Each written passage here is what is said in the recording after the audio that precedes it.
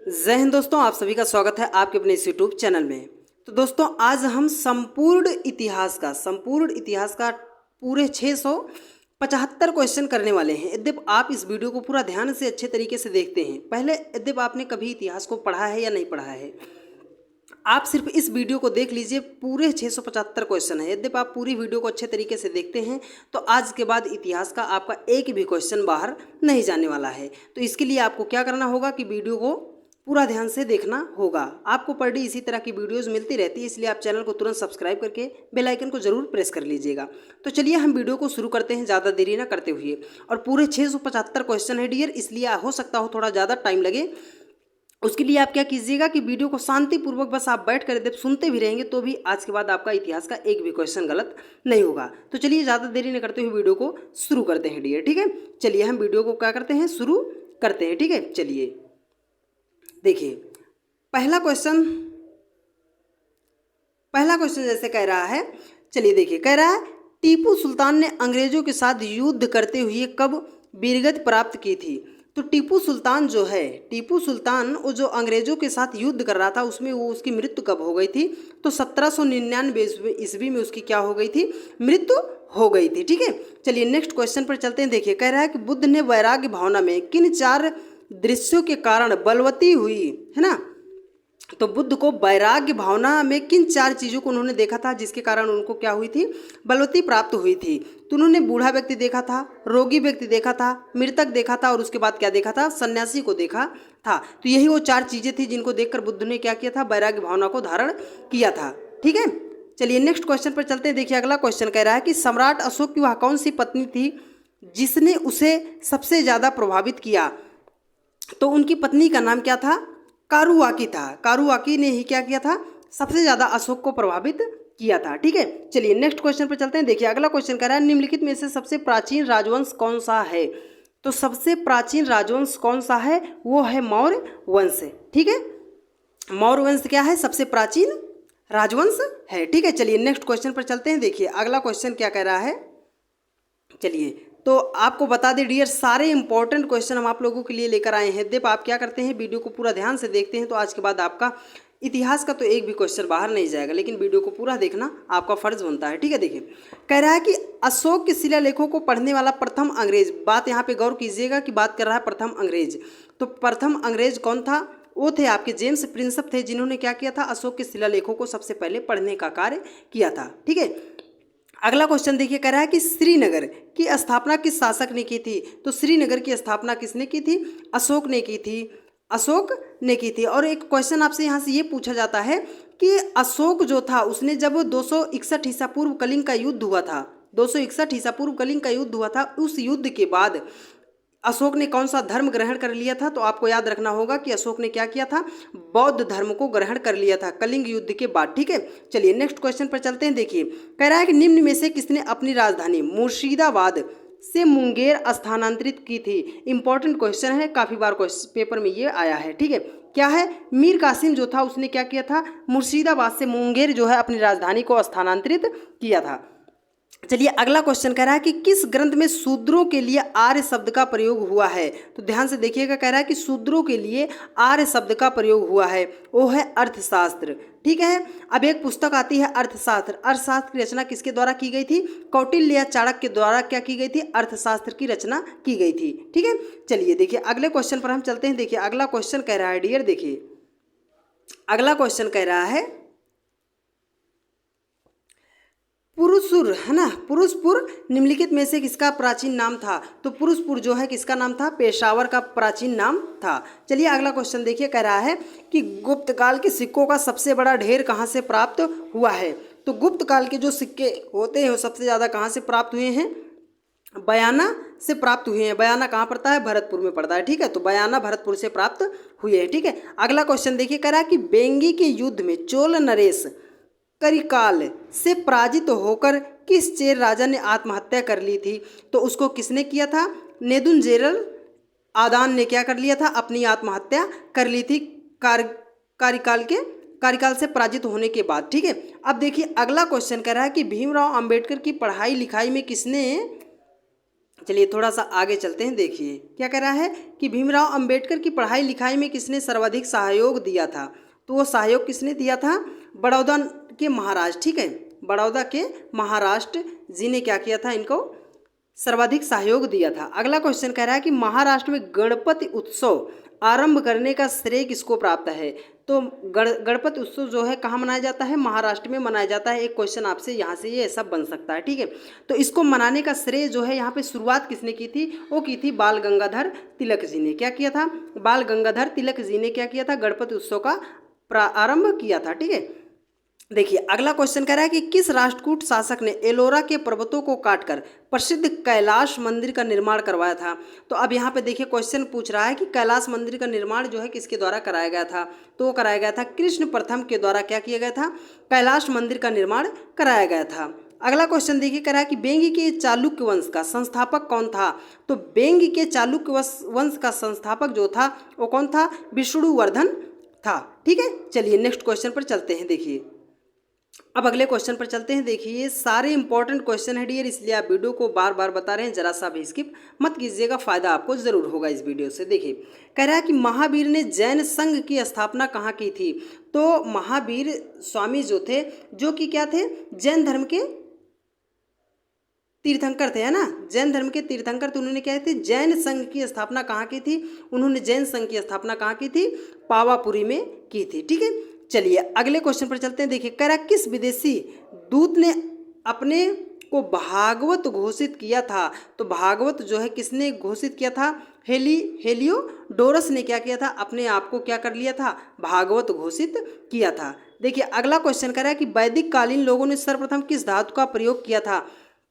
तो वैदिक कालीन लोगों ने सर्वप्रथम किस धातु का प्रयोग किया था, तांबा धातु का प्रयोग वैदिक कालीन लोगों ने सर्वप्रथम किया था। देखिए अगला क्वेश्चन कह रहा है कि हल संबंधी अनुष्ठान का पहला व्याख्यात्मक वर्णन जो है कहाँ से मिलता है। तो हल का जो वर्णन मिलता है, अनुष्ठान पहला व्याख्यात्मक जो है वो शतपथ ब्राह्मण में क्या होता है, शतपथ ब्राह्मण में हल संबंधी अनुष्ठान का व्याख्या जो है सबसे पहले कहाँ मिलता है, शतपथ ब्राह्मण में मिलता है, ठीक है। टॉपिक वाइज हम आपको यहाँ पे क्या है कि इसको हम कवर कर रहे हैं पूरे हिस्ट्री को, ठीक है। तो इसलिए आप वीडियो को जरा सा भी स्किप मत कीजिएगा, आप पूरा वीडियो देखिएगा, आपको फ़ायदा जरूर होगा। और हमने आपको जैसे बताया कि 675 क्वेश्चन है, तो आप वीडियो को जरा सा भी स्किप मत कीजिएगा, फ़ायदा आपको जरूर हो जाएगा, ठीक है। देखिए कह रहा है कि किस वेद की रचना गद्य एवं पद्य दोनों में की गई है। तो गद्य और पद्य में जो वेद लिखा गया है उसका नाम क्या है, यजुर्वेद है।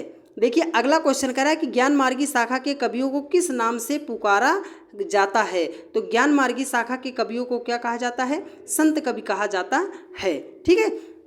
चलिए अगला क्वेश्चन कह रहा है निम्नलिखित में से किसे जाटों का प्लेटो कहा जाता है। तो जाटों का प्लेटो जो है किसे कहा जाता है, सूरजमल को कहा जाता है। तो जाटों का प्लेटो जो है किसको कहा जाता है, सूरजमल को कहा जाता है। अगला क्वेश्चन कह रहा है कि किस बौद्ध संगीत में बौद्ध धर्म के ग्रंथों में संस्कृत का प्रयोग हुआ।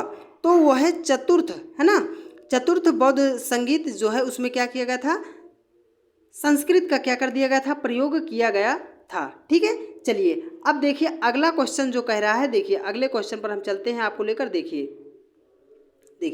कह रहा है अगला क्वेश्चन कि वेदांत किसे कहा गया है। तो वेदांत जो है किसे कहा गया है, उपनिषदों को क्या कहा गया है, वेदांत कहा गया है, ठीक है। देखिए अगला क्वेश्चन कह रहा है कि महात्मा बुद्ध द्वारा दिए गए प्रथम उपदेश को क्या कहा गया है। ध्यान से सुनिएगा बात, तो पूछ रहा है कि प्रथम उपदेश जो महात्मा बुद्ध जी ने दिया था उसको क्या कहा गया है। तो उसको कहा गया है धर्म चक्र प्रवर्तन कहा गया है। अगला क्वेश्चन कह रहा है सन 1932 ईस्वी में अखिल भारतीय हरिजन महासंघ, ध्यान से बात को सुनिएगा, अखिल भारतीय हरिजन संघ की स्थापना किसने की थी। तो अखिल भारतीय हरिजन संघ की स्थापना किसने की थी, महात्मा गांधी जी ने क्या किया था, अखिल भारतीय हरिजन संघ की स्थापना की थी, ठीक है।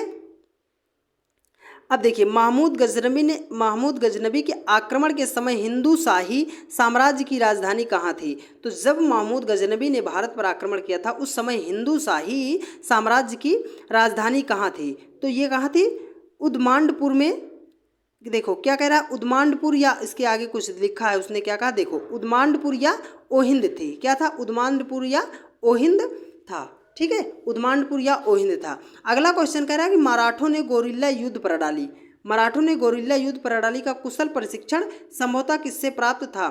तो मतलब किससे प्राप्त था? तो देखो, मराठों में गोरिल्ला युद्ध प्रणाली जो है, आपसे ये भी पूछा जा सकता है कि गोरिल्ला युद्ध प्रणाली को किसने प्रारंभ किया था? तो ये किसने प्रारंभ, किसके द्वारा किया गया था? मराठों के द्वारा किया गया था। और ये कहाँ से हुआ था? तो ये अहमदनगर के अबीसी न्यायी मंत्री मलिक अंबर से संबंधित था। ठीक है, किससे प्राप्त था?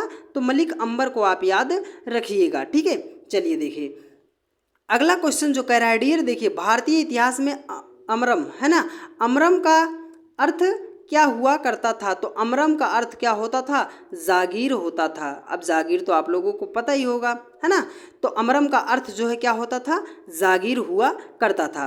देखिए अशोक ने कलिंग पर आक्रमण कब किया था? तो देखिए यहाँ पर ये 260 दे दिया है डियर, ये 261 ईसा पूर्व उन्होंने क्या किया था? कलिंग पर युद्ध किया था अशोक ने, है ना। हमने अभी आपको बताया ना कि इसी कलिंग युद्ध के बाद उन्होंने क्या किया था? बौद्ध धर्म की दीक्षा ग्रहण कर ली थी। ठीक है, चलिए देखिए अगला क्वेश्चन जो कह रहा है, देखिए अगला क्वेश्चन कह रहा है कि किस भारतीय ने सर्वप्रथम अनिवार्य प्राथमिक शिक्षा लागू करने के लिए सदन में विधेयक प्रस्तुत किया था? तो ये अभी जो प्राथमिक शिक्षा का प्रचार चल रहा है, इसको सर्वप्रथम किसने लागू किया था? तो वो लागू किया था गोपाल कृष्ण गोखले जी ने लागू किया था। अगला क्वेश्चन देखिए, कह रहा है कि गोत्र व्यवस्था प्रचलन में कब आई थी? तो जो गोत्र व्यवस्था होती थी वो कब आई थी? वो उत्तर वैदिक काल में गोत्र का प्रचार हुआ था, प्रचलन हुआ था। ठीक है, देखिए अगला क्वेश्चन कह रहा है कि मलिक काफूर को 1000 दिनारी कहा गया था, क्यों कहा गया था? उसे 1000 दिनारी क्यों कहा गया था? क्योंकि उसे क्या किया गया था? 1000 दिनार में खरीदा गया था। ठीक है, हाँ, 1000 दिनार में उसे क्या किया गया था? खरीदा गया था, इसलिए उसे 1000 दिनारी के नाम से जानते हैं। क्वेश्चन आपसे ये पूछा जा सकता है कि 1000 दिनारी के नाम से किसको जाना जाता है? तो उसे जाना जाता है मलिक काफूर के नाम से जाना जाता है। ठीक है, देखिए हड़प्पा वासियों को निम्नलिखित में से किसका ज्ञान नहीं था? तो हड़प्पा वासियों को निम्नलिखित में से किसका ज्ञान नहीं था? मेहराबों का निर्माण करना उनको हड़प्पा कालीन सभ्यता के लोगों को ज्ञान नहीं था। ठीक है, चलिए नेक्स्ट क्वेश्चन पर चलते हैं डियर।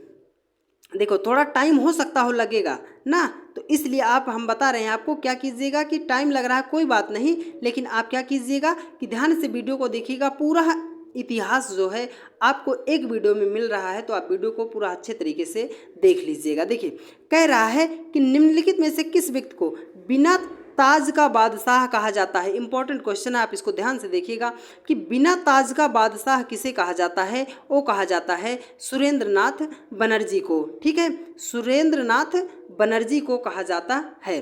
हड़प्पा काल में तांबे के रथ की खोज हुई थी। तो देखिए तांबे की रथ जो है कहाँ पर वो मिली थी? वो मिली थी कहाँ पे? दैमाबाद में मिली थी। हड़प्पा काल में तांबे की रथ की खोज जो है कहाँ हुई थी? वो हुई थी दैमाबाद में। ठीक है, चलिए अगला क्वेश्चन कह रहा है कि राजगृह में महावीर स्वामी ने सर्वाधिक निवास किस ऋतु में किया था? तो राजगृह में महावीर स्वामी ने जो थे वो सबसे अधिक किस ऋतु में उन्होंने वहाँ पे क्या किया था? निवास किया था। तो वो कौन सी ऋतु थी? वर्षा ऋतु थी। अब देखिए कह रहा इंपॉर्टेंट क्वेश्चन है, जैन धर्म के पहले तीर्थंकर के रूप में किसे जाना जाता है? तो जैन धर्म के जो पहले तीर्थंकर थे उनको किस नाम से जाना जाता है? वो कौन थे? वो ऋषभदेव थे। तो जैन धर्म के पहले तीर्थंकर कौन थे? ऋषभदेव थे। ठीक है, चलिए अगले क्वेश्चन पर चलते हैं। देखिए अगला क्वेश्चन कह रहा है कि महावीर स्वामी यति कब कहलाए? तो यति जो है कब कहलाए? तो यति कब कहलाए थे? वो घर त्यागने के बाद। तो महावीर स्वामी जो है वो यति कब कहलाए थे? घर त्यागने के बाद। ठीक है, अब देखिए कह रहा है कि अलाउद्दीन खिलजी का मूल नाम क्या था? तो अलाउद्दीन खिलजी का जो मूल नाम था वो था अली गुरसाप था। ठीक है, तो अलाउद्दीन खिलजी का मूल नाम जो है वो क्या था? अली गुरसाप था। अगला क्वेश्चन कह रहा है कि महावीर के निर्वाण के बाद जैन संघ का अगला अध्यक्ष कौन हुआ था? तो महावीर स्वामी जो थे उनके निर्वाण के बाद जैन संघ का अगला जो है अध्यक्ष उनके बाद कौन था? तो कौन था? सुधर्मन था। ठीक है, महावीर स्वामी के निर्माण के बाद जैन धर्म का जो अगला अध्यक्ष था वो कौन था? सुधर्मन था। ठीक है, चलिए नेक्स्ट क्वेश्चन पर चलते हैं। देखिए अगला क्वेश्चन कह रहे हैं, देखिए अगला क्वेश्चन कह रहा है कि किस शासक के काल में चतुर्थ बौद्ध संगीत का आयोजन कश्मीर में हुआ था? तो आपसे यहाँ से क्वेश्चन पूछ सकता है कि चतुर्थ बौद्ध संगीत का आयोजन जो है कहाँ हुआ था, तो वो हुआ था कश्मीर में, है ना। और किसके शासनकाल में हुआ था, तो का से कश्मीर और का से कनिष्क। तो चौथी बौद्ध संगीत का आयोजन जो है कश्मीर में हुआ था और कनिष्क के द्वारा किया गया था। देखो आदि जैन ग्रंथों की भाषा क्या थी, तो आदि जैन ग्रंथों की भाषा क्या थी, प्राकृत भाषा थी। आदि जैन ग्रंथों की भाषा क्या थी, वो प्राकृत भाषा थी। जैन धर्म के 5 व्रतों में सर्वाधिक महत्वपूर्ण व्रत कौन सा है, तो देखिए जैन धर्म के व्रत कितने होते हैं, 5 व्रत होते हैं, जिसमें सबसे महत्वपूर्ण व्रत जो है वो अहिंसा को उन्होंने क्या किया है, माना गया है। ठीक है,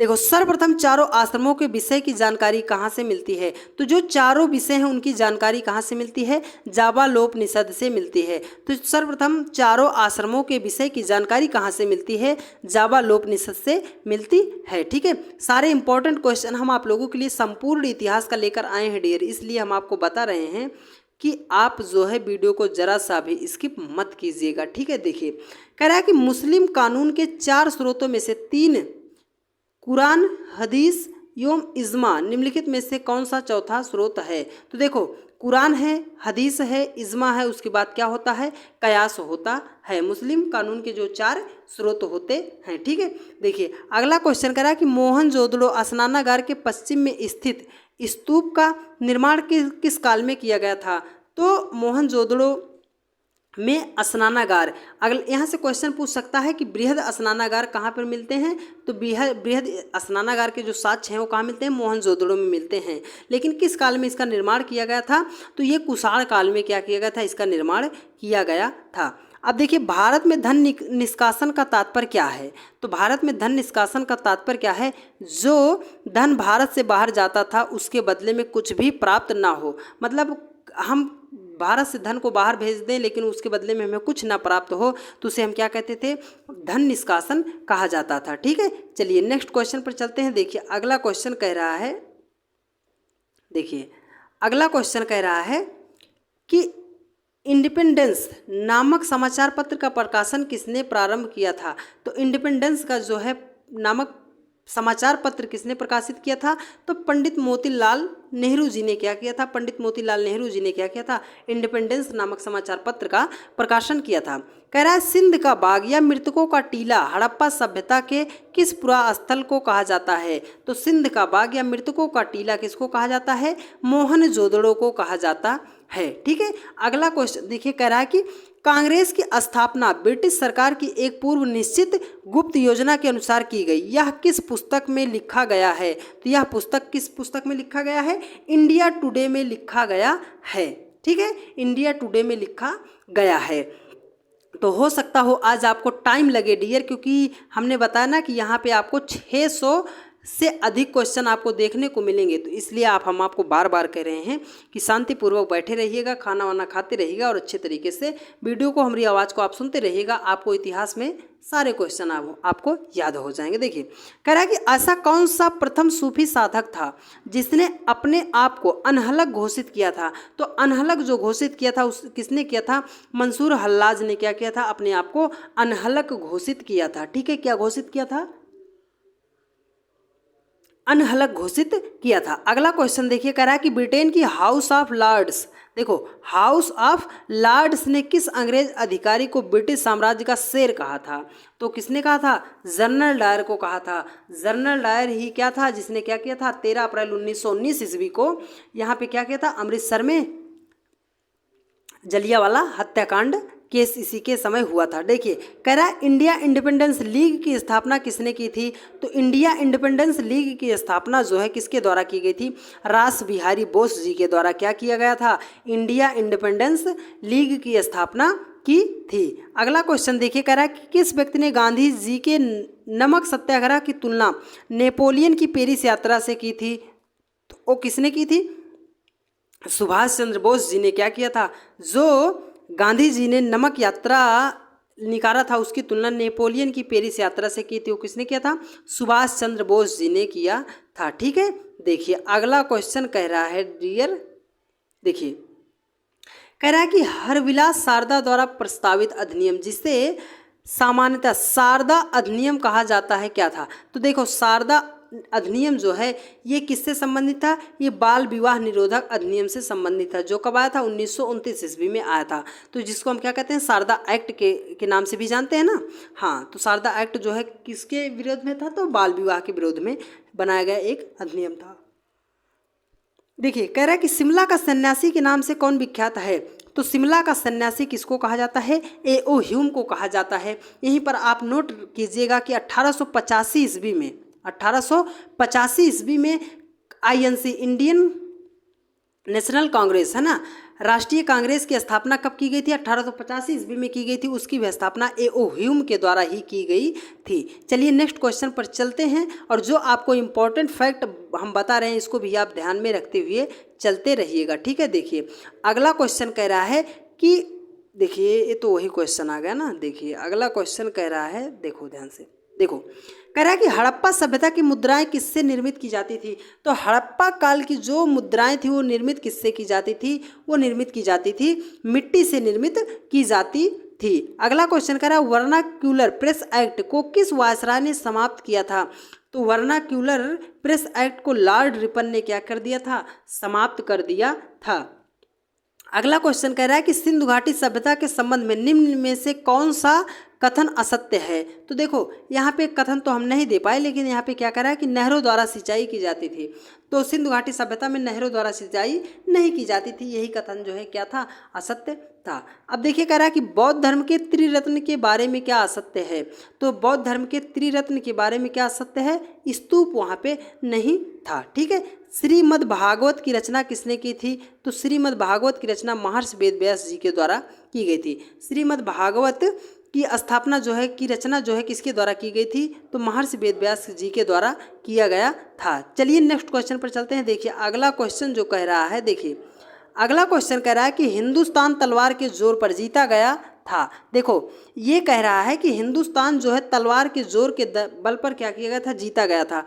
यह कथन किसका था? तो यह कथन था लॉर्ड एलिंग का था, है ना। लॉर्ड एलिंग का कथन क्या था? कि हिंदुस्तान जो है तलवार के जोर पर जीता गया था। अगला क्वेश्चन कह रहा है कि विष्णु के 10 अवतारों की जानकारी का स्रोत निम्नलिखित में से किस पुराण से मिलता है? तो विष्णु के जो 10 अवतार थे वो कहाँ से प्राप्त होते हैं? हमें मत्स्य पुराण से प्राप्त होते हैं। अगला क्वेश्चन कर रहा है कि किस विदेशी यात्री ने कृष्ण को हेराक्लीज कहा? हेराक्लीज को मतलब किसको कहा गया था? तो मेगस्थनीज को क्या कहा गया था? हेराक्लीज के नाम से भी उसको क्या किया गया था? संबोधित किया गया था। देखिए अगला क्वेश्चन कह रहा है कि किस उपनिषद को बुद्ध से भी प्राचीन माना जाता है? तो बुद्ध से प्राचीन किस उपनिषद को माना जाता है?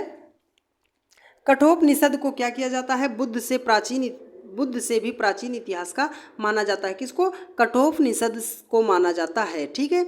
अब देखिए चलते हैं नेक्स्ट क्वेश्चन पर। देखिए अगला क्वेश्चन कह रहा है कि महात्मा बुद्ध की मृत्यु के बाद उनके शरीर के अवशेषों पर कितने स्तूपों का निर्माण किया गया है? तो जब महात्मा बुद्ध की मृत्यु हो गई थी तो उनके शरीर पर 8 स्तूपों का निर्माण किया गया है, ठीक है। चलिए अगला और इम्पॉर्टेंट क्वेश्चन है, कह रहा है कि आगरा तथा फतेहपुर सीकरी दोनों ही लंदन से बड़े हैं, यह कथन किसका है? तो यह कथन किसका है? राल्फ फ्रिंच का है ना। आगरा तथा फतेहपुर सीकरी जो है दोनों क्या है? लंदन से बड़े हैं, यह कथन किसका है? राल्फ फ्रिंच का है। देखिए अगला क्वेश्चन कह रहा है कि बौद्ध धर्म की किस शाखा में मंत्र, हठ योग एवं तांत्रिक आचारों की प्रधानता दी गई है? तो वो किसमें दी गई है? वज्रयान में दी गई है। अगला क्वेश्चन कह रहा है कि बुद्ध के वर्षाकालीन निवास के लिए बेलुवन एवं जेतवन का निर्माण क्रमशः किन लोगों ने करवाया था? तो बेलुवन और जेतवन का निर्माण जो है बिंबिसार और जेत कुमार ने करवाया था, ठीक है। चलिए अगले क्वेश्चन पर हम चलते हैं। देखिए अगला क्वेश्चन क्या कह रहा है? देखिए अगला क्वेश्चन कह रहा है, देखिए कह रहा है कि सर्वप्रथम किस उपनिषद में देवकी पुत्र एवं अंगिरा के शिष्य के रूप में कृष्ण का उल्लेख मिलता है? तो किसमें मिलता है? छांदोग्य उपनिषद में क्या होता है कि कृष्ण का उल्लेख मिलता है, ठीक है। चलिए नेक्स्ट क्वेश्चन पर चलते हैं। देखिए अगला क्वेश्चन कह रहा है डियर, देखिए अगला क्वेश्चन कह रहा है कि चंद्रगुप्त द्वितीय ने कब विक्रमादित्य की उपाधि धारण की थी? तो चंद्रमागुप्त द्वितीय ने विक्रमादित्य की उपाधि कब धारण की थी? वो शकों का उन्मूलन करने के बाद उन्होंने क्या किया था? चंद्रगुप्त द्वितीय ने विक्रमादित्य की उपाधि धारण की थी, ठीक है। देखिए अगला क्वेश्चन कर रहा है कि बुद्ध ने प्रारंभिक अनुयायियों में सर्वाधिक संख्या किसकी थी? तो बुद्ध के जो प्रारंभिक अनुयायी थे उनमें सबसे ज़्यादा संख्या किसकी थी? ब्राह्मणों की थी। देखो बौद्ध धर्म ग्रहण करने वाली पहली महिला कौन थी? तो बौद्ध धर्म ग्रहण करने वाली महिला कौन थी? वो कौन थी? गौतमी थी। ठीक है, देखिए अगला क्वेश्चन कह रहा है कि बुद्ध के अष्टांगिक मार्ग के बारे में प्रथम जानकारी कहाँ से मिलती है? तो बुद्ध के अष्टांगिक मार्ग की जो जानकारी है वो छांदोग्य उपनिषद से हमको प्राप्त होती है। ठीक है, छांदोग्य उपनिषद से हमको क्या होती है? बुद्ध के उपनिषदों की क्या होती है? जानकारी मिलती है। देखो अगला क्वेश्चन कह रहा है कि प्रसिद्ध विजय विट्ठल मंदिर जिसके 36 स्तंभ जो है संगीतमय स्वर निकालते हैं कहाँ स्थित हैं? तो यहाँ से सीधा क्वेश्चन है कि विट्ठल दास का मंदिर जो है कहाँ पर पड़ता है? वो पड़ता है हम्पी में पड़ता है। देखिए अगला क्वेश्चन कह रहा है कि मौर्य काल में भूमि कर जो कि राज्य की आय का मुख्य स्रोत था किस अधिकारी द्वारा एकत्रित किया जाता था? तो ये क्वेश्चन आपसे, इसका करेक्ट आंसर है सीताध्यक्ष। अब ये कह रहा है कि भूमि कर जो लगाया गया था मौर्य काल में उसको जो एकत्रित करता था उस अधिकारी को क्या कहा जाता था? तो उसे कहा जाता था सीताध्यक्ष कहा जाता था। गुप्त काल में गुजरात, है ना, गुप्त काल में गुजरात, बंगाल, दक्कन एवं तमिल राष्ट्र किस व्यवसाय से संबंधित थे? तो गुप्त काल में वो क्या किसका उत्पादन करते थे? वस्त्र का उत्पादन करते थे। ठीक है, अब देखो अगला इंपॉर्टेंट क्वेश्चन है, कह रहा है कि पुस्तक किताबुल हिंद के प्रसिद्ध लेखक का क्या नाम है? तो किताबुल हिंद आपको किसकी रचना, किताबुल हिंद की रचना किसने की थी? तो उसको की थी अल बिरूनी ने। क्या किया था? किताबुल हिंद की रचना किया था। अल बिरूनी ने क्या किया था? किताबुल हिंद की रचना किया था। चलिए नेक्स्ट क्वेश्चन पर चलते हैं। देखिए 600 से भी अधिक क्वेश्चन है डियर, इसलिए हम आपको बार बार कह रहे हैं कि वीडियो को जरा सा भी स्किप मत कीजिएगा, फ़ायदा आपको इस वीडियो से ज़रूर होगा। ठीक है, देखो अकालों को रोकने तथा अकाल पीड़ितों की सहायता हेतु भारत सरकार ने अकाल संहिता कब प्रचारित किया था? तो भारत में अकाल संहिता जो है कब लागू की गई थी? 1883 ईस्वी में लागू की गई थी। देखो इंपॉर्टेंट क्वेश्चन है कि अष्ट दिग्गज किस राजा से संबंधित थे? तो अष्ट दिग्गज जो है किस राजा से संबंधित थे? वो संबंधित थे कृष्णदेव राय जी से। क्या थे? अष्ट दिग्गज संबंधित थे। ठीक है, अगला क्वेश्चन कह रहा है कि जैन साहित्य को निम्नलिखित में से इस नाम से भी जाना जाता है। तो जैन साहित्य को हम क्या कहते हैं? आगम भी कहते हैं। तो जैन साहित्य को हम क्या किस नाम से, अन्य नाम से जानते हैं? आगम भी कहते हैं। ठीक है, देखिए कह रहा है कि 19वीं सदी के महानतम पारसी समाज सुधारक कौन थे? तो पारसी समाज सुधारक कौन थे? बहराम जी योम मल्लबारी थे। कौन थे? बहराम जी योम मल्लबारी थे जो पारसी समाज सुधारक थे। ठीक है, चलिए नेक्स्ट क्वेश्चन पर चलते हैं। देखिए अगला क्वेश्चन कह रहा है डियर, देखिए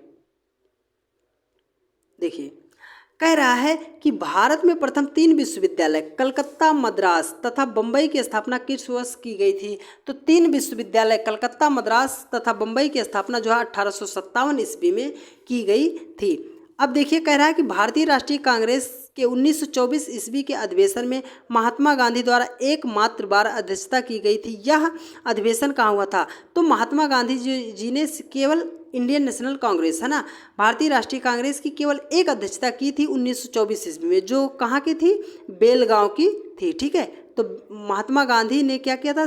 केवल एक ही भारतीय राष्ट्रीय कांग्रेस के एक ही उसकी अधिवेशन की अध्यक्षता की थी, वो भी कौन सी? 1924 ईस्वी में बेलगांव अधिवेशन की। ठीक है, चलिए नेक्स्ट क्वेश्चन पर चलते हैं। देखिए अगला क्वेश्चन कह रहा है, देखिए अगला क्वेश्चन कह रहा है कि महावीर की मृत्यु के बाद जैन संघ का मुखिया किसे बनाया गया?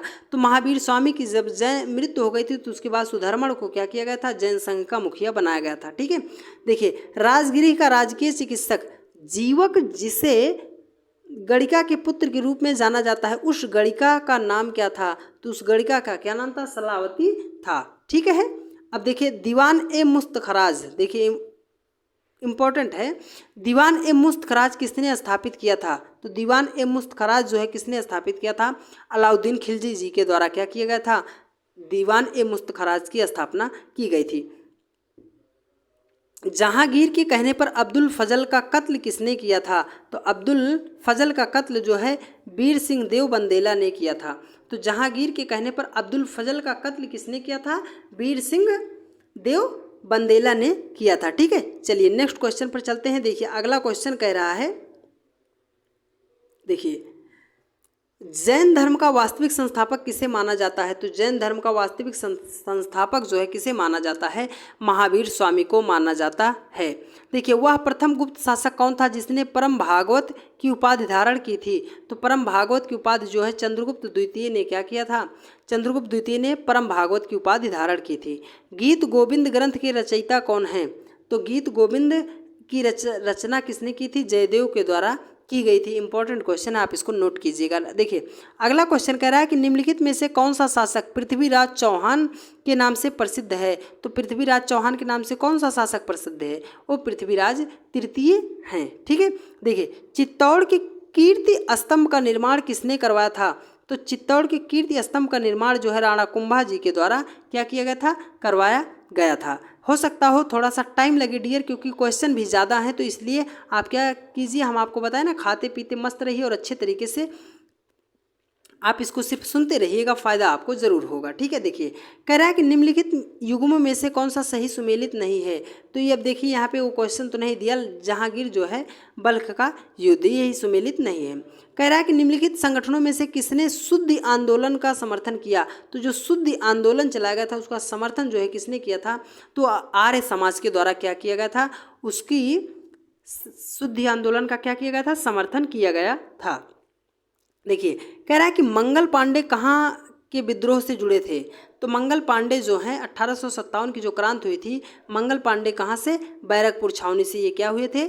जुड़े हुए थे। ठीक है, देखिए, निम्नलिखित में से किस इमारत का निर्माण गयासुद्दीन खिलजी ने करवाया था? तो गयासुद्दीन खिलजी ने किस महल का निर्माण कराया था? जहाज महल का निर्माण कराया था। इंपॉर्टेंट क्वेश्चन है, इंडिया डिवाइडेड नाम की पुस्तक किसने लिखी थी? तो इंडिया डिवाइडेड पुस्तक की रचना जो है हमारे प्रथम राष्ट्रपति डॉक्टर राजेंद्र प्रसाद जी के द्वारा कराई गई थी। ठीक है, तो डॉक्टर राजेंद्र प्रसाद जी ने क्या किया था? इंडिया डिवाइडेड नामक पुस्तक की रचना की थी। ठीक है, चलिए नेक्स्ट क्वेश्चन पर चलते हैं। देखिए, अगला क्वेश्चन कह रहा है, देखिए, अगला क्वेश्चन कह रहा है भारतीय स्वाधीनता आंदोलन का सरकारी इतिहासकार कौन था? तो भारतीय स्वाधीनता आंदोलन का सरकारी इतिहासकार कौन था? एस.एन. सेन थे। ठीक है, एस.एन. सेन जी जो थे वो क्या थे? भारतीय स्वाधीनता आंदोलन के सरकारी इतिहासकार थे। अगला क्वेश्चन कह रहा है निम्नलिखित में से कौन भक्ति आंदोलन का प्रस्तावक नहीं था? तो भक्ति आंदोलन का प्रस्तावक कौन नहीं था? नागार्जुन जो थे वो भक्ति आंदोलन का प्रस्तावक नहीं था। ठीक है, चलिए अब देखिए, अगला क्वेश्चन कह रहा है कि बोध गया में बोध वृक्ष अपने वंश की किस पीढ़ी का है? तो किस पीढ़ी का था? षष्ठम पीढ़ी का था। तो बोध गया में जो बोध वृक्ष जो था वो किस वंश के, अपने वंश की किस पीढ़ी का था? षष्ठम पीढ़ी का था। देखिए, अगला क्वेश्चन कह रहा है कि विश्व का सबसे ऊंचा कहा जाने वाला विश्व शांति स्तूप बिहार में कहाँ है? तो विश्व शांति का जो विश्व स्तूप है वो कहाँ पर है? वो है हमारा जहांगीर में। कहाँ है? राजगीर में है, सॉरी डियर, है ना। तो विश्व का सबसे ऊंचा कहा जाने वाला विश्व शांति का स्तूप जो है कहाँ है? राजगीर में है। देखो, नव नालंदा महावीर किसके लिए विख्यात था? तो जो नालंदा महाविहार था वो किसके लिए? ह्वेन-सांग का क्या था? स्मारक था, इसलिए वो क्या था? विख्यात था। अशोक के ब्राह्मी अभिलेखों को सर्वप्रथम किसने पढ़ा था? तो वही तो हमने कहा कि अशोक के शिलालेखों को सबसे पहले किसने पढ़ा था? जेम्स प्रिंसेप के द्वारा पढ़ा गया था, जो कि क्या था? एक प्रथम अंग्रेज था। ठीक है, देखिए अगला क्वेश्चन देखिए क्या कह रहा है। देखिए, चलते हैं नेक्स्ट क्वेश्चन पर। देखिए, अगला क्वेश्चन कह रहा है डियर कि मुगल बादशाह अकबर को पालने वाली धात्री का नाम क्या था? तो मुगल बादशाह अकबर को किसने पाला पोसा था? तो वो पाला था माहम अनगा ने क्या किया था? उसको पाला पोसा था। अब देखिए, मलिक अंबर कहाँ रहने वाला था? तो जो मलिक अंबर था वो कहाँ का रहने वाला था? तो कहाँ का रहने वाला था? अबिसीनिया का रहने वाला था। तो मलिक अंबर जो है कहाँ का रहने वाला था? अबिसीनिया का निवासी था। देखिए, प्रसिद्ध विद्वान अश्वघोष किसके शासनकाल में हुआ? तो अश्वघोष जो है किसके? कनिष्क। अब यहीं पर आपको एक बात और बता दें कि अश्वघोष की एक पुस्तक है, क्या उसका नाम है? उसको हम बोलते हैं बुद्ध चरित, है ना। तो बुद्ध चरित जो है किसकी पुस्तक है? वो अश्वघोष की पुस्तक है। देखिए, कुषाण वंश के वृक्ष का पता चलता है।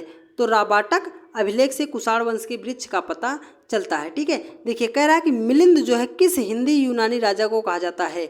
तो मिलिंद जो है किसको कहा जाता है, मिनांडर को कहा जाता है। माँ से मिलिंद, माँ से मिनांडर, तो मिलिंद जो है किसको कहा जाता है, मिनांडर को कहा जाता है। ठीक है, चलिए देखिए अब नेक्स्ट क्वेश्चन पर चलते हैं। देखिए अगला क्वेश्चन कह रहा है कि पाणिनि के व्याकरण में उल्लेखित अग्रश्रेणी या अलग ना अगलसोई ने किससे युद्ध किया था।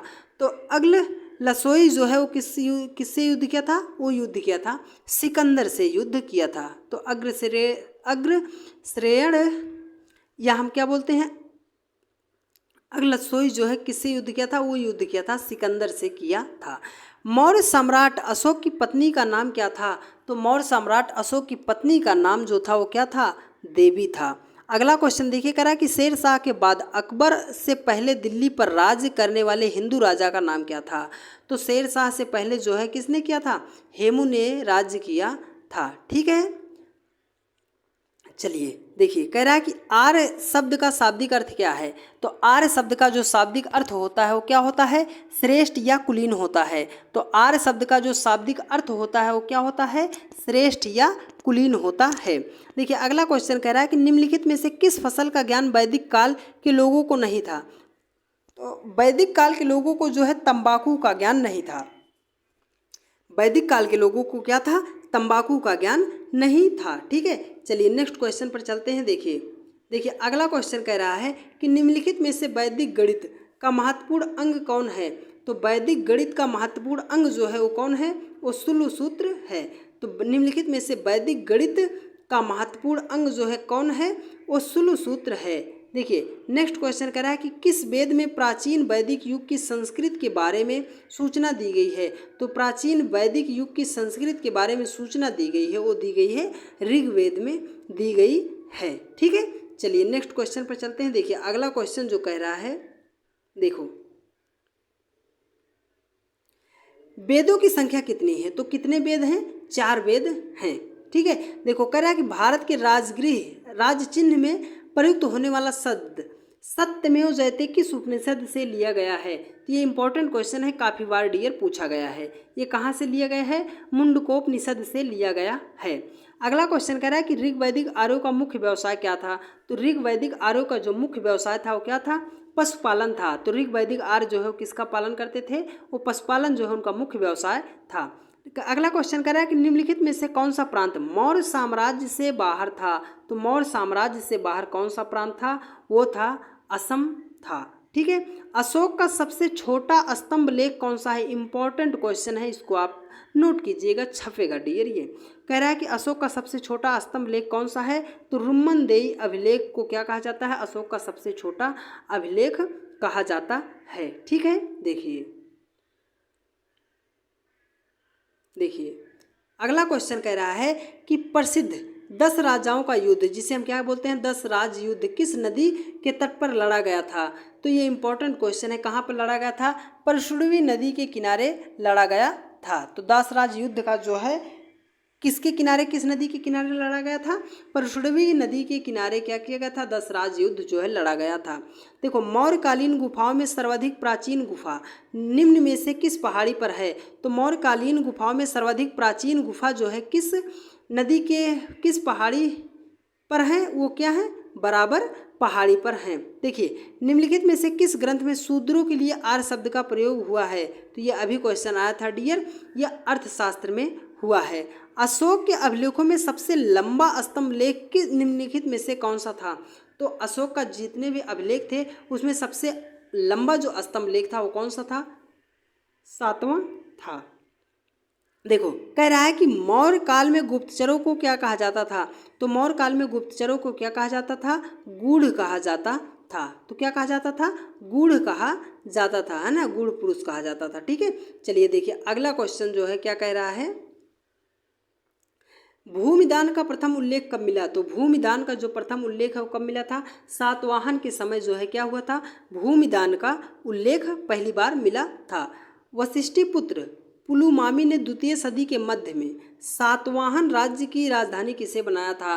तो जो वशिष्ठी पुत्र पुलुमामी ने थे उन्होंने क्या किया था, द्वितीय सदी के मध्य जो है सातवाहन की राजधानी कहाँ बनाया था, वो प्रतिष्ठान में क्या किया था, उन्होंने राजधानी को बनाया था। देखिए अगला क्वेश्चन करा है कि सातवाहनों ने आरंभिक दिनों में अपना शासन कहाँ शुरू किया था। तो सातवाहनों ने आरंभिक दिनों में अपना शासन जो है कहाँ शुरू किया था, वो महाराष्ट्र में शुरू किया था। ठीक है, सातवाहन वंश का संस्थापक कौन था, तो वो था सिमुक था। ठीक है, सातवाहन वंश का संस्थापक कौन था, सिमुक था। अब देखिए कह रहा है कि कण वंश का संस्थापक कौन था, तो कण वंश का संस्थापक जो था वासुदेव था। ठीक है, सारे इंपॉर्टेंट क्वेश्चन है डियर और संपूर्ण हिस्ट्री आपको एक वीडियो में मिल रही है। तो इसलिए हम आपको फिर एक बार पुनः बता दें कि यदि आप ये सोच रहे हैं कि हम वीडियो को स्किप कर दें, तो आज के बाद पूरे यूट्यूब पर आपको ऐसी वीडियो नहीं मिलने वाली है जिसमें एक ही वीडियो में संपूर्ण इतिहास को पढ़ा दिया जाए। तो इसलिए आप वीडियो को पूरा ध्यान से देखिए, पसंद आए तो लाइक कीजिए, कमेंट कीजिए और ज़्यादा से ज़्यादा लोगों के पास शेयर करने की जिम्मेदारी आप लोगों की है। ठीक है, और टारगेट हमारा है डियर कि इसी वीडियो से हमारा 1 के सब्सक्राइबर जो है कंप्लीट हो जाना चाहिए। ठीक है, देखिए अशोक द्वारा निर्मित सांची के स्तूप का आकार किस वंश के शासकों ने दुगना करवाया था, तो किस शासकों ने करवाया था, शुंग वंश के शासकों ने करवाया था। देखिए कह रहा है कि भारत में सबसे पहले किस वंश के शासकों ने सोने के सिक्के जारी किए थे। इंपॉर्टेंट क्वेश्चन है, इसको आप नोट कीजिएगा। सबसे पहले सोना का सिक्का जो है किसने जारी करवाया था, तो हिंद यवन शासकों ने क्या किया था, भारत में सबसे पहले सोने के सिक्के का प्रचार प्रसार करवाया था, जारी कराया था। ठीक है, देखिए अगला क्वेश्चन देखिए क्या कह रहा है। देखिए अगला क्वेश्चन कह रहा है कि सर्वप्रथम भारत में विशुद्ध संस्कृत भाषा में सबसे लंबा अभिलेख किस राजा द्वारा जारी किया गया था। तो सर्वप्रथम भारत में विशुद्ध संस्कृत भाषा में सबसे लंबा अभिलेख जो है किसके द्वारा जारी किया गया था, शक राजा रुद्रदमन जी के द्वारा क्या किया गया था, जारी किया गया था। देखिए अगला क्वेश्चन कह रहा है कि आरंभिक वैदिक साहित्य में सर्वाधिक वर्णित नदी कौन सी है। तो वैदिक साहित्य में सबसे अधिक किस नदी का उल्लेख किया गया है, वो किया गया है सिंधु नदी का उल्लेख किया गया है। ठीक है, देखिए उपनिषद काल के राजा अश्वपति कहाँ के शासक थे, तो अश्वपति जो है कहाँ के शासक थे, केकई के शासक थे। ठीक है, अब देखिए अगला क्वेश्चन कर रहा है कि वैदिक नदी कुभा का स्थान कहाँ निर्धारित होना चाहिए। तो वैदिक नदी कुभा का स्थान जो है कहाँ निर्धारित होना चाहिए, वो होना चाहिए अफगानिस्तान में। कहाँ होना चाहिए, अफगानिस्तान में होना चाहिए। देखिए अगला क्वेश्चन कह रहा है कि भारत के किस स्थल की खुदाई से लौह धातु के प्रचलन के प्राचीनतम प्रमाण मिले हैं। तो पहले बार तो लौह धातु का जो ये है पहली बार कहाँ पे साक्ष्य अगर मिलता है तो कहाँ पर, अतरंजी खेड़ा में क्या हुआ है, पहली बार क्या होता है कि लौह धातु का प्रचलन प्रमाण मिलता है, कहाँ पर, अतरंजी खेड़ा में। अगला क्वेश्चन कह रहा है कि निम्नलिखित में से किसका संकलन जो है ऋग्वेद पर आधारित है। तो ऋग्वेद का संकलन जो है सामवेद पर आधारित है। ठीक है, देखिए अगला क्वेश्चन कह रहा है कि निम्नलिखित में से कर्म का सिद्धांत किससे संबंधित है। कर्म का सिद्धांत जो है वो किससे संबंधित है, मीमांसा से संबंधित है। तो कर्म का सिद्धांत जो है किससे संबंधित है, मीमांसा से संबंधित है। चरक संहिता नामक पुस्तक किस विषय से संबंधित है। तो चरक संहिता जो है चा से चरक, चा से चिकित्सा, चरक संहिता जो है किससे संबंधित है, चिकित्सा से संबंधित है। ठीक है, चलिए नेक्स्ट क्वेश्चन पर चलते हैं डियर। देखिए अगला क्वेश्चन जो कह रहा है, देखिए अगला क्वेश्चन कह रहा है कि यज्ञ संबंधित विधि विधानों का पता चलता है। तो जो यज्ञ की बात की जाती है या से यज्ञ या से यजुर्वेद, आप ऐसे याद कर सकते हैं। तो यज्ञ संबंधी विधि विधानों का पता जो है किससे चलता है, यजुर्वेद से पता चलता है। ठीक है, देखिए कह रहा है कि वैदिक युग में प्रचलित लोकप्रिय शासन प्रणाली क्या थी। तो लोकप्रिय शासन प्रणाली क्या थी, वो थी गणतंत्र थी। तो वैदिक युग में प्रचलित लोकप्रिय शासन प्रणाली क्या थी, वो क्या थी, गणतंत्र थी।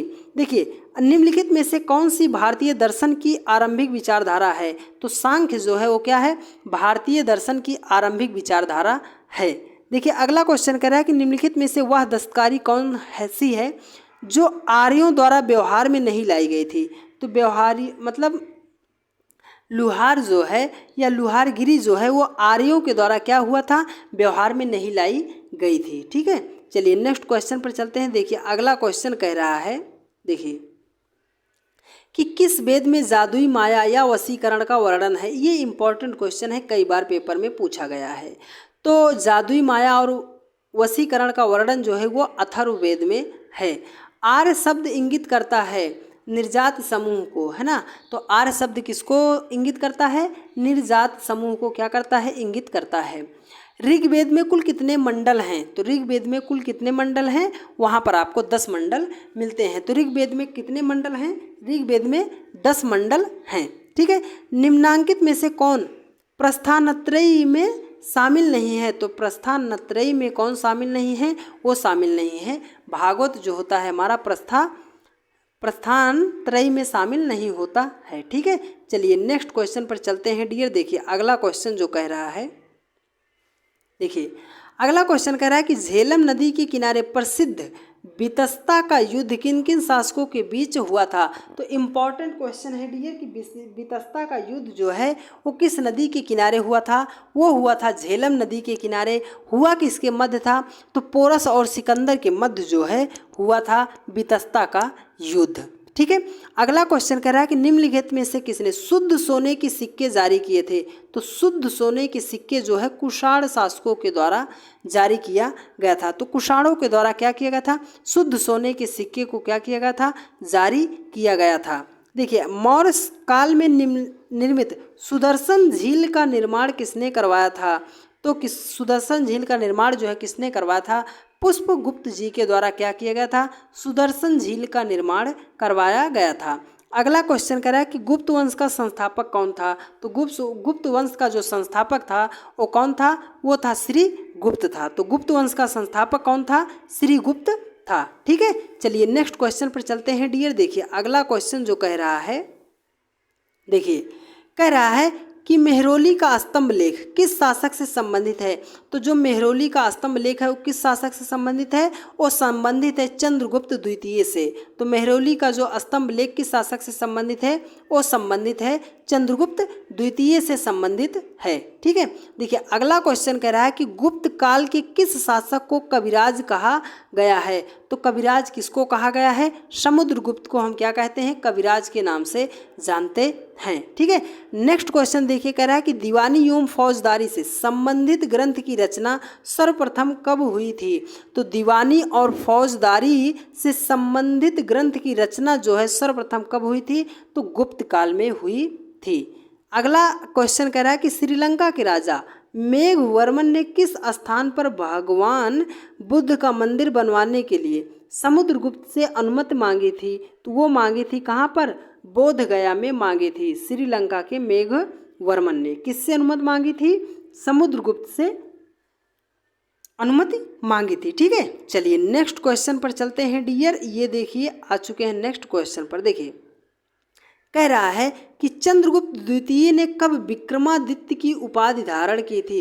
तो चंद्रगुप्त द्वितीय ने, अभी हमने पढ़ा था ना कि शकों का उन्मूलन करने के बाद उन्होंने क्या किया था? चंद्रगुप्त द्वितीय ने क्या किया था? विक्रमादित्य का उपाधि धारण किया था। गुप्तकालीन सोने की मुद्रा को क्या कहा जाता था? तो गुप्तकालीन सोने की मुद्रा को क्या कहा जाता था? उसे हम क्या कहते थे? दिनार कहते थे। तो गुप्तकालीन सोने की मुद्रा को क्या कहा जाता था? दिनार कहा जाता था। देखिए कह रहा है कि गुप्त काल के जनपदों की सूची में प्रथम जनपद का सम्मान निम्न में से किसे दिया गया है? तो वो दिया गया है प्रयाग को। हरिसेन जो है किस शासक का दरबारी कवि था? तो हरिसेन जो है इंपॉर्टेंट क्वेश्चन है, किसका दरबारी कवि था? वो था समुद्रगुप्त का। ठीक है। हरिसेन जो है समुद्रगुप्त का दरबारी कवि था। देखिए अगला क्वेश्चन कह रहा है कि सारनाथ के घमेक स्तूप का निर्माण किस काल में हुआ था? तो घमेक स्तूप का निर्माण जो है गुप्त काल में हुआ था। देखिए अगला क्वेश्चन कह रहा है कि यूरोपीय भाषा में अनुवादित प्रथम भारतीय ग्रंथ कौन सा है? तो यूरोपीय भाषा में पहली बार किस भारतीय ग्रंथ का अनुवाद किया गया है? वो किया गया है अभिज्ञान शाकुंतलम का। ठीक है। अभिज्ञान शाकुंतलम का। ठीक है। चलिए नेक्स्ट क्वेश्चन पर चलते हैं। देखिए अगला क्वेश्चन कह रहा है कि सती प्रथा का प्रथम उल्लेख कहाँ से मिलता है? तो सती प्रथा का प्रथम उल्लेख जो है कहाँ से मिलता है? एरण अभिलेख से मिलता है। ऋग वैदिक काल में विनिमय के माध्यम के रूप में किसका प्रयोग किया जाता था?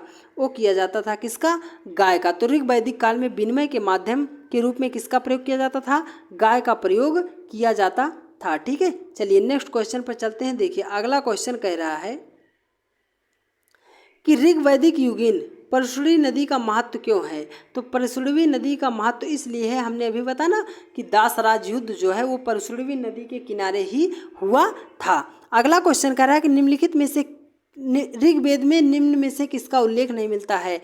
तो ऋग्वेद में कपास का वर्णन जो है, उल्लेख जो है नहीं मिलता है। तो ये इंपॉर्टेंट क्वेश्चन, आप इसको नोट करके रखिएगा। देखिए कह रहा है कि ऋग्वेद में उल्लेखित करीब 25 नदियों में से सर्वाधिक महत्वपूर्ण नदी कौन सी थी?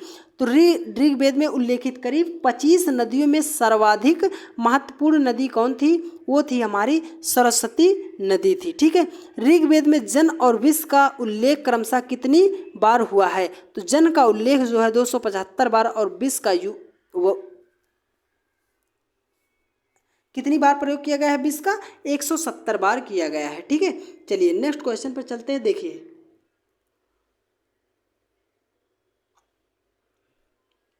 कह रहा है कि ऋग वैदिक युग की सर्वाधिक प्राचीन संस्था कौन सी थी? तो ऋग वैदिक की प्राचीन संस्था कौन थी? वो क्या थी? वित्त थी। ठीक है, ऋग्वेद के 10वें मंडल में किसका उल्लेख पहली बार मिलता है? तो ऋग्वेद के 10वें मंडल में पहली बार किसका उल्लेख मिलता है? शूद्र का उल्लेख जो है पहली बार मिलता है।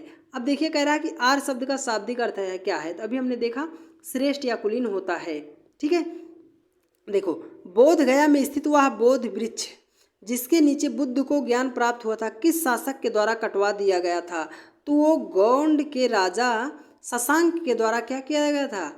गौंड के राजा शशांक के द्वारा क्या किया गया था? कटा दिया गया था उस बौद्ध वृक्ष को, जहाँ पर उन्होंने क्या किया था? ज्ञान की प्राप्ति की थी। ठीक है, चलिए देखिए अगला क्वेश्चन देखिए क्या कह रहा है। देखिए डियर कह रहा है कि भारत में पूजित पहली मानव प्रतिमा कौन थी? अर्थात किसी व्यक्ति की ऐसी प्रतिमा जिसको पहली बार क्या किया गया था? पूजा गया था, उसकी पूजा की गई थी। तो की गई थी भगवान बुद्ध की पूजा की गई थी। कह रहा है कि भारत का राष्ट्रीय आदर्श वाक्य सत्यमेव जयते कहाँ से लिया गया है? तो कहाँ से लिया गया है? मुंडकोपनिषद से, है ना, मुंडकोपनिषद से लिया गया है। अगला क्वेश्चन कह रहा है कि उत्तर वैदिक कालीन ग्रंथों की रचना लगभग 1000 ईसा पूर्व से 600 ईसा पूर्व के मध्य किन स्थानों पर की गई है? तो कहाँ पर की गई है? गंगा के उत्तरी मैदानों में की गई है। देखिए अगला इंपॉर्टेंट क्वेश्चन है, सभा और समिति प्रजापति की 2 पुत्रियां थी, इसका उल्लेख किस ग्रंथ में मिलता है? तो इसका उल्लेख जो है अथर्ववेद में मिलता है। ठीक है, इसका उल्लेख जो है किस वेद में मिलता है? अथर्ववेद में मिलता है। ठीक है, चलिए नेक्स्ट क्वेश्चन पर चलते हैं। देखिए उत्तर वैदिक कालीन ग्रंथों में किस आश्रम का उल्लेख नहीं मिलता? तो उत्तर वैदिक कालीन में संन्यास का उल्लेख नहीं मिलता है। उत्तर वैदिक काल के महत्वपूर्ण देवता कौन थे? तो उत्तर वैदिक काल के महत्वपूर्ण देवता जो थे वो क्या कौन थे? प्रजापति जी थे। ठीक है, तो प्रजापति थे। ठीक है, चलिए नेक्स्ट क्वेश्चन पर चलते हैं। देखिए अगला क्वेश्चन कह रहा है कि गायत्री मंत्र किस वेद से लिया गया है? तो गायत्री मंत्र किस वेद से लिया गया है? वो लिया गया है ऋग्वेद से। गायत्री मंत्र किस वेद से लिया गया है? ऋग्वेद से लिया गया है। देखो वेदों को अपौरुषेय क्यों कहा जाता है? तो क्यों कहा जाता है? क्योंकि वेदों की रचना देवताओं द्वारा की गई है। कह रहा है कि राष्ट्र एवं राजा शब्द उल्लेख सर्वप्रथम कब हुआ था? तो राष्ट्र एवं राजा शब्द का उल्लेख जो है कब हुआ था? वो उत्तर वैदिक काल में हुआ था पहली बार।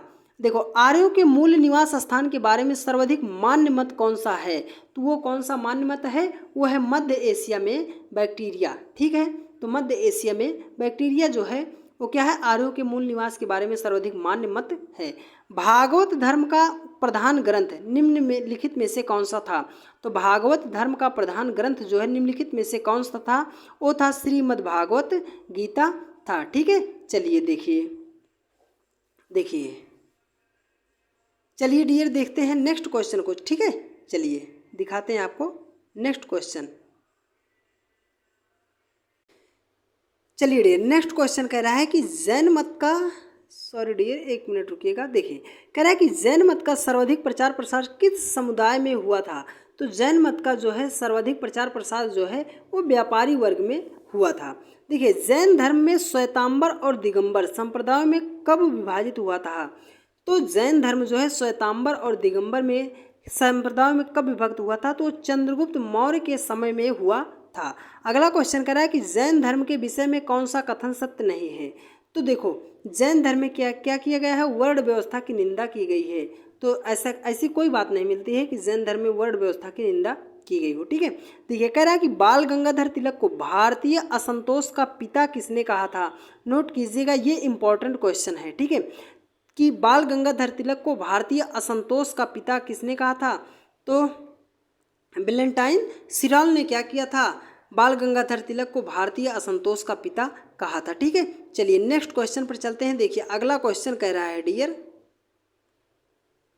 देखिए सुभाष चंद्र बोस से पूर्व आज़ाद हिंद फौज का कमांडर कौन था।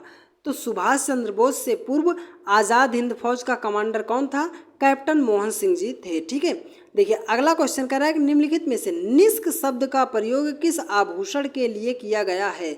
तो किस आभूषण के लिए किया गया है, गले का हार के लिए किया गया है। ठीक है, अथर्ववेद में किन दो संस्थाओं को प्रजापति की दो पुत्रियां कहा गया है। तो किनको कहा गया है, सभा एवं समिति को कहा गया है। विशाख दत्त के मुद्रा राक्षस में वर्णित नाम चंद्रश्री के रूप में किस राजा की पहचान की गई है। तो विशाख दत्त में चंद्रश्री के नाम से किसकी पहचान की गई है, चंद्रगुप्त की पहचान की गई है। ठीक है, चलिए नेक्स्ट क्वेश्चन पर चलते हैं। देखिए डियर अगला क्वेश्चन कह रहा है,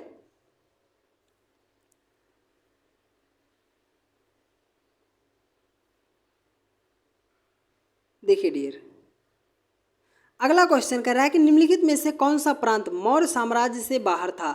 तो मौर्य साम्राज्य से बाहर कौन सा था, अभी हमने देखा असम था। ठीक है, अवतारवाद का प्रथम उल्लेख निम्नलिखित में से किसमें मिलता है।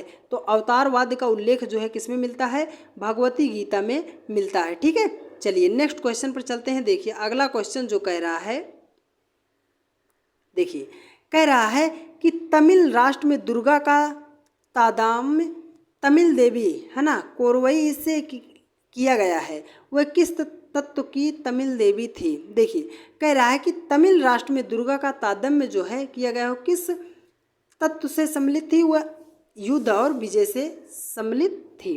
देखो कह रहा है कि वह प्रथम पुरुष, वह प्रथम भारतीय शासक जिसने रोमन मुद्रा प्रणाली के अनुरूप अपने सिक्के का प्रसारण किया था, उसका संबंध किस साम्राज्य से था। तो उसका संबंध जो है कुषाण साम्राज्य से था। हैदराबाद नगर की स्थापना किसने की थी। तो हैदराबाद नगर की स्थापना जो है क्या था, मोहम्मद कुली कुतुब शाह के द्वारा क्या किया था, हैदराबाद नगर की स्थापना किया गया था। ठीक है, देखिए अगला क्वेश्चन जो कह रहा है कि देखिए कह रहा है कि बहमनी साम्राज्य में प्रांतों को क्या कहा जाता था। तो बहमनी साम्राज्य में प्रांतों को तराफ या अतराफ कहा जाता था। औरंगजेब के शासनकाल में जाट विद्रोह का नेता कौन था। तो जाट विद्रोह का नेता कौन था, जमींदार गोकुल सिंह जो थे वो क्या थे, औरंगजेब के शासनकाल में जाट विद्रोह का नेता थे। जैन तीर्थंकर पार्श्वनाथ द्वारा प्रतिपादित 4 महाव्रतों में महावीर स्वामी ने 5वें व्रत को जोड़ा में क्या जोड़ा था। ये इंपॉर्टेंट क्वेश्चन है, तो उसमें क्या जोड़ा था, उन्होंने जोड़ा था ब्रह्मचर्य को जोड़ा था। ये इंपॉर्टेंट क्वेश्चन है डियर। ऋग वैदिक आर्यों की भाषा क्या थी। तो ऋग वैदिक आर्यों की भाषा जो थी वो क्या थी, संस्कृत थी। ठीक है, चलिए नेक्स्ट क्वेश्चन पर चलते हैं। देखिए अगला क्वेश्चन कह रहा है, ऋग वैदिक काल में समाज का स्वरूप किस प्रकार का था। तो ऋग वैदिक काल का जो समाज था वो किसमें था, पितृसत्तात्मक था। बुद्ध को किस नदी के तट पर ज्ञान प्राप्त हुआ था। तो वो हुआ था निरंजना नदी के तट पर बुद्ध को क्या हुआ था, ज्ञान प्राप्त हुआ था। पूर्णिमा की रात के बारे में कौन सा कथन महात्मा बुद्ध के लिए महत्वपूर्ण है। तो पूर्णिमा के लिए क्या है, पूर्णिमा को बुद्ध ने ज्ञान प्राप्त किया था, इसलिए जो है बुद्ध पूर्णिमा इम्पोर्टेंट हो जाता है। महात्मा बुद्ध के विषय में निम्नलिखित में क्या असत्य है। तो वो जो है क्या है, महात्मा बुद्ध जी जो थे वो पुनर्जन्म में विश्वास नहीं करते थे। ठीक है, हाँ चलिए नेक्स्ट क्वेश्चन पर चलते हैं। देखिए अगला क्वेश्चन कह रहा है कि बौद्ध धर्म के किस ग्रंथ में सर्वप्रथम संस्कृत का प्रयोग किया गया है। तो बौद्ध धर्म के किस ग्रंथ में सर्वप्रथम संस्कृत का प्रयोग किया गया है? अभिधम्म पिटक का प्रयोग किया गया है। बुद्ध ने अपने सर्वाधिक उपदेश कहाँ दिए थे? तो बुद्ध ने सर्वाधिक उपदेश कहाँ दिए थे? वो दिए थे श्रावस्ती में दिए थे। शिव भक्ति के विषय में प्रारंभिक जानकारी निम्न में से किसमें मिलती है? तो शिव भक्ति के विषय में प्रारंभिक जानकारी किससे मिलती है? सिंधु सभ्यता से मिलती है। ठीक है, चलिए नेक्स्ट क्वेश्चन पर चलते हैं डियर। ठीक है, देखिए अगला क्वेश्चन कह रहा है, देखिए अगला क्वेश्चन कह रहा है कि राजा राम मोहन राय के प्रथम शिष्य जिन्होंने उनके मरणोपरांत ब्रह्म समाज का नेतृत्व संभाला कौन था? तो वो कौन थे? रामचंद्र विद्यावागीश थे, जिन्होंने क्या किया था? राजा राम मोहन राय के शिष्य थे, ब्रह्म समाज का उन्होंने क्या किया था? नेतृत्व किया था, रामचंद्र विद्यावागीश। वह राष्ट्रकूट शासक कौन था जिसकी तुलना उदार तथा विद्वानों के संरक्षक के रूप में विख्यात राजा विक्रमादित्य से की गई है? तो वो कौन सा था? अमोघवर्ष थे। ठीक है, देखो कह रहा है कि भावी बुद्ध किस रूप में जन्म लेने की कल्पना की गई है? तो वो किस में की गई है? मैत्रेय के रूप में उनकी कल्पना की गई है। ठीक है, चलिए नेक्स्ट क्वेश्चन पर चलते हैं डियर। देखिए अगला क्वेश्चन कह रहा है कि कुषाण का प्रारंभिक नाम वासुदेव किस समय प्रचलन में आया? तो किस समय प्रचलन में आया था? पाणिनि काल में आया था। आना सिक्के का प्रचलन किस मुगल सम्राट ने करवाया था? तो आना सिक्के का प्रचलन जो है वो किसने करवाया था? जहांगीर ने करवाया था। देखिए कह रहा है कि वैष्णव मत किन शासकों के संरक्षण में अपने चरमोत्कर्ष पर पहुंचा? तो वैष्णव मत जो है वो गुप्त शासकों के चरमोत्कर्ष पर अपने क्या हुआ था? गुप्त काल में चरमोत्कर्ष पर पहुंचा था। जैन परंपरा के अनुसार जैन धर्म में कुल कितने तीर्थंकर हुए हैं? तो जैन धर्म में कुल केवल कितने तीर्थंकर हुए हैं? 24 तीर्थंकर हुए हैं। ठीक है, चलिए नेक्स्ट क्वेश्चन पर चलते हैं। देखिए और देखिए कह रहा है कि निम्नलिखित में से किस मुगल बादशाह ने राजा राम मोहन राय को दूत बनाकर लंदन भेजा था? तो किसने भेजा था? अकबर द्वितीय। ठीक है, वैज्ञानिक समाज की स्थापना किसने की थी? तो वैज्ञानिक समाज की स्थापना किसने की थी? सर सैयद अहमद खान ने वैज्ञानिक समाज की स्थापना की थी। देखिए महाभारत में माद्री देवकी भद्रा, रोहिणी और मदिरा आदि स्त्रियों का वर्णन किस संदर्भ में किया गया है? तो इनका किस में किया गया है? पति के साथ सती होने के संदर्भ में किया गया है। ठीक है, चलिए नेक्स्ट क्वेश्चन पर चलते हैं। देखिए कह रहा है कि अशोक के कुल कितने गुहालेख अब तक मिले हैं? तो कितने गुहालेख मिले हैं? 3 गुहालेख मिले हैं। कोपेनहेगन संग्रहालय की सामग्री से पाषाण, कांस्य और लौह युग त्रियुगीय विभाजन हुआ था। तो किसने किया था? थॉमसन ने किया था। निम्नलिखित में से ऋग्वेद की किन नदियों का उल्लेख अफगानिस्तान के साथ आर्यों के संबंध का सूचक है? तो कौन है? कुंभा और करम। तो कुंभा को हम काबुल भी कहते हैं और करम को क्या बोलते हैं? कुर्रम भी कहते हैं। बुद्ध का अंकन किसके सिक्कों पर हुआ है? तो बुद्ध का अंकन जो है वो कनिष्क के सिक्कों पर मिलता है। ठीक है, चलिए नेक्स्ट क्वेश्चन पर चलते हैं डियर। ठीक है, देखिए अगला क्वेश्चन देखिए कह रहा है माउंट आबू का जैन मंदिर किससे बना है? तो माउंट आबू का जो जैन मंदिर है वो किससे बना है? वो बना है संगमरमर से बना है। ठीक है, यापनीय किसका संप्रदाय था? तो यापनीय जो है जैन धर्म का संप्रदाय था। नेक्स्ट क्वेश्चन कह रहा है कि किस देवता के लिए ऋग्वेद में पुरंदर शब्द का प्रयोग किया गया है? तो पुरंदर शब्द का प्रयोग जो है इंद्र के लिए किया गया है। अगला क्वेश्चन कह रहा है कि अस्तोमा सद्गमय कहाँ से लिया गया है? तो अस्तोमा सद्गमय जो है कहाँ से लिया गया है? ऋग्वेद से लिया गया है। आर्य भारत में बाहर से आए हैं, वह सर्वप्रथम किस स्थान पर बसे थे? तो वे बसे थे कहाँ पर? पंजाब में बसे थे। ठीक है, चलिए नेक्स्ट क्वेश्चन पर चलते हैं। देखिए अगला क्वेश्चन कह रहा है कि वैशेषिक दर्शन के प्रतिपादन कौन है? तो वैशेषिक दर्शन के प्रतिपादक जो हैं उलूक कड़द हैं। गोत्र व्यवस्था जो है प्रचलन में कब आई थी? वो आई थी उत्तर वैदिक काल में आई थी। अगला क्वेश्चन कह रहा है कि किस राजा के शासन काल में ईसाई धर्म प्रचारक सेंट थॉमस भारत आए थे? तो गोंदो फायरस के शासन काल में जो सेंट थॉमस थे ईसाई धर्म के प्रचारक थे, वो गोंदो फायरस जो है के शासन काल में भारत आए थे। सातवाहन शासकों की राजकीय भाषा क्या थी? तो सातवाहन शासकों की राजकीय भाषा जो क्या थी, वो थी प्राकृत। ठीक है, प्राकृत जो थी वो क्या थी, सातवाहनों की राजकीय भाषा थी। किस कुषाण शासक ने सर्वाधिक स्वर्ण मुद्राएं जारी किया, वो किया था कडफाइसिस द्वितीय ने क्या किया था, सबसे ज़्यादा स्वर्ण मुद्राएं जारी किया था। ये इंपॉर्टेंट क्वेश्चन है डियर। ठीक है, चलिए देखिए अगला क्वेश्चन कह रहा है कि किस वंश के शासकों ने क्षत्रप प्रणाली का प्रयोग किया था। तो क्षत्रप प्रणाली का प्रयोग कुषाणों के द्वारा किया गया था। अगला क्वेश्चन कह रहा है कि प्राचीन भारत में सर्वप्रथम किस वंश के शासकों ने द्वैध शासन प्रणाली की शुरुआत की थी।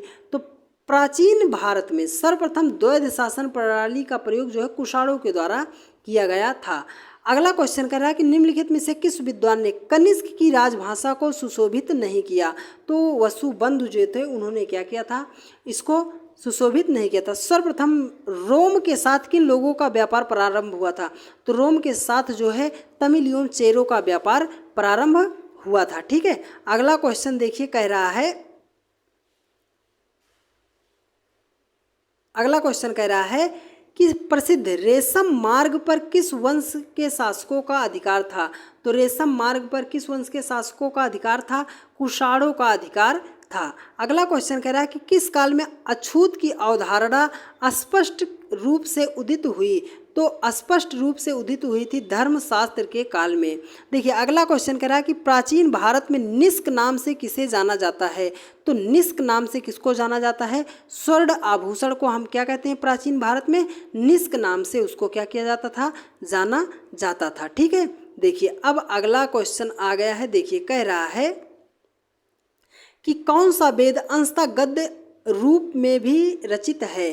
तो गद्य रूप में क्या है, यजुर्वेद है। आर्य भारत में संभवतः कहाँ से आए थे। तो आर्य भारत में कहाँ से आए थे, मध्य एशिया से आए थे। अभी हमने देखा सभा और समित प्रजापति की 2 पुत्रियां थी का उल्लेख जो है किस वेद में मिलता है, अथर्ववेद में मिलता है। ब्राह्मण ग्रंथों में सर्वाधिक प्राचीन कौन सा है। तो वो है शतपथ ब्राह्मण। ठीक है, ब्राह्मण ग्रंथों में सबसे प्राचीन ग्रंथ जो है वो क्या है, शतपथ ग्रंथ है। देखिए अगला क्वेश्चन कह रहा है कि महात्मा गांधी द्वारा असहयोग आंदोलन स्थगित कर देने का मुख्य कारण क्या था। तो महात्मा गांधी जी ने जो असहयोग आंदोलन चलाया था उसको स्थगित करने का कारण था आंदोलन का हिंसात्मक हो जाना। तो आंदोलन का हिंसात्मक हो जाना ही क्या था, मुख्य कारण था। वैदिक काल में योग किसे कहा जाता था। तो योग जो है किसको कहा जाता था, जौ को कहा जाता था। निम्न में से कौन सी स्मृति प्राचीनतम है। तो कौन सी स्मृति है, मनुस्मृति है। थानेश्वर में वर्धन वंश की स्थापना किसने की थी। तो थानेश्वर में वर्धन वंश की स्थापना जो है पुष्पभूति वर्धन के द्वारा किया गया था। तो थानेश्वर में वर्धन वंश की स्थापना जो है पुष्पभूति वर्धन के द्वारा किया गया था। ठीक है, चलिए नेक्स्ट क्वेश्चन पर चलते हैं। देखिए अगला क्वेश्चन कह रहा है, देखिए अगला क्वेश्चन कह रहा है कि हर्षवर्धन प्रत्येक 5 वर्ष के बाद कहाँ पर सम्मेलन आयोजित करता था। तो कहाँ करते थे, प्रयाग में करते थे। कदम्ब राज्य के संस्थापक मयूर दर्शन ने किसे अपनी राजधानी बनाया था। तो मयूर दर्शक ने किसे, बैजंती या वनवासी को क्या किया था, अपना राजधानी बनाया था। ऋग्वेद में सबसे पवित्र नदी किसे माना गया है। तो ऋग्वेद में सबसे पवित्र नदी सरस्वती को माना गया है, जो कि एक इम्पॉर्टेंट क्वेश्चन है डियर। ठीक है, देखिए कह रहा है, अगला क्वेश्चन पर चलते हैं। देखिए अगला क्वेश्चन कह रहा है, संगम युगीन किस चेर शासक ने पत्नी पूजा या कड़ग्गी पूजा की प्रथा को प्रारंभ किया था। तो पत्नी पूजा या कड़ग्गी पूजा का जो शुरुआत किया था वो किसने किया था, सेनगुट्टुवन ने क्या किया था, प्रारंभ किया था। प्राचीनतम व्याकरण ग्रंथ अष्टाध्यायी के रचनाकार कौन है। तो अष्टाध्यायी के रचनाकार जो है कौन है, पाणिनि जी हैं। संगम युगीन अतेष्ट संबंधी कथन में कौन सा असत्य है। तो इसमें क्या था, पक्षियों एवं जानवरों को लिए खुला छोड़ देना। ठीक है, अगला क्वेश्चन कर रहा है, निम्नलिखित में से किसे आदि काव्य की संज्ञा दी जाती है। तो आदि काव्य की संज्ञा किसे दी जाती है, रामायण को क्या किया जाता है, आदि काव्य की संज्ञा दिया जाता है। ठीक है, देखिए अगला क्वेश्चन कह रहा है कि टीपू सुल्तान ने किस क्लब की सदस्यता प्राप्त की थी, है ना। प्राप्त कर श्रीरंगपट्टनम में स्वतंत्रता का वृक्ष रोपा था। तो टीपू सुल्तान ने किस क्लब की सदस्यता प्राप्त कर श्रीरंगपट्टनम में स्वतंत्रता का वृक्ष रोपा था? वो कौन था? जैकोबिन क्लब था। ठीक है, चलिए नेक्स्ट क्वेश्चन पर चलते हैं डियर। देखिए अगला क्वेश्चन क्या कह रहा है। देखिए अगला क्वेश्चन कह रहा है कि दादा भाई नौरोजी ने अंग्रेजों की किस नीति को अनिष्टों का अनिष्ट कहा था? तो वो कहा था भारत से धन निष्कासन की नीति को उन्होंने क्या कहा था? दादा भाई नौरोजी ने क्या कहा था? अनिष्टों का अनिष्ट कहा था। अब तक सिंधु सभ्यता में कुल कितनी फसलों को उगाए जाने का संकेत मिल चुका है? तो सिंधु सभ्यता के कितनी फसलों का मिल चुका है श्रेय? 9 फसलों का मिल चुका है। उत्तरोत्तर हड़प्पा संस्कृति के अवशेष कहाँ से मिलते हैं? तो उत्तरोत्तर हड़प्पा संस्कृति के अवशेष जो है कहाँ से मिलते हैं? रंगपुर से मिलते हैं। चलिए नेक्स्ट क्वेश्चन कहता है कि वैदिक साहित्य के अंतर्गत आने वाली निम्नलिखित ग्रंथों में से कौन बेमेल है? तो वो कौन सा बेमेल है? स्मृतियाँ जो हैं बेमेल हैं। ठीक है, देखिए नेक्स्ट क्वेश्चन पर चलते हैं। देखिए अगला क्वेश्चन कह रहा है डियर कि भारतीय इतिहास में सुरकोटदा किस लिए प्रसिद्ध है? तो सुरकोटदा जो है ये प्रसिद्ध है घोड़े की हड्डियों के अवशेष के लिए। ठीक है, भारत में कृषि का प्राचीनतम साक्ष्य कहाँ से मिलता है? तो भारत में प्राचीनतम कृषि का साक्ष्य जो है कहाँ से मिलता है? मेहरगढ़ से मिलता है। अगला क्वेश्चन कह रहा है कि अमरकोश में कुल कितने प्रकार की भूमि का वर्णन मिलता है? तो अमरकोश में कुल कितने प्रकार की भूमि का वर्णन मिलता है? 12 प्रकार की भूमि का वर्णन मिलता है। ठीक है, देखिए भारतीय मजदूरों के असंतोष की अभिव्यक्ति सर्वप्रथम कहाँ के मजदूरों की हड़ताल के रूप में देखने को मिलती है? वो मिलती है नागपुर में। ठीक है, चलिए सारे इंपॉर्टेंट क्वेश्चन है डियर, इसलिए हमने आपको बताया कि आप वीडियो को जरा सा भी स्किप मत कीजिएगा। मोहनजोदड़ो की सबसे बड़ी इमारत निम्नलिखित में से कौन सी है? तो मोहनजोदड़ो की सबसे बड़ी स्मृति जो है वो कौन सी थी? अन्नागार थी। अगला क्वेश्चन कह रहा है कि सिंधु सभ्यता में कुम्भकारों के भट्ठों के अवशेष कहाँ से मिलते हैं? तो सिंधु सभ्यता में कुम्भकारों के जो भट्ठों के अवशेष हैं वो कहाँ से मिलते हैं? मोहनजोदड़ो से मिलते हैं। सैंधव निवासियों का प्रिय पशु निम्नलिखित में से कौन सा था? तो वो था सांड। ठीक है, हड़प्पा सभ्यता के अंतर्गत हल से जोते गए खेतों के साक्ष्य कहाँ से मिलते हैं? वो मिलते हैं कालीबंगा से। तो हड़प्पा सभ्यता के अंतर्गत हल से जोते गए साक्ष्य जो है कहाँ से मिलते हैं? कालीबंगा से मिलते हैं। ठीक है, चलिए नेक्स्ट क्वेश्चन पर चलते हैं। देखिए अगला क्वेश्चन कह रहा है कि हड़प्पा सभ्यता की प्रमुख विशेषता निम्नलिखित में से कौन सी है? तो हड़प्पा सभ्यता जो है वो किस प्रकार की सभ्यता थी?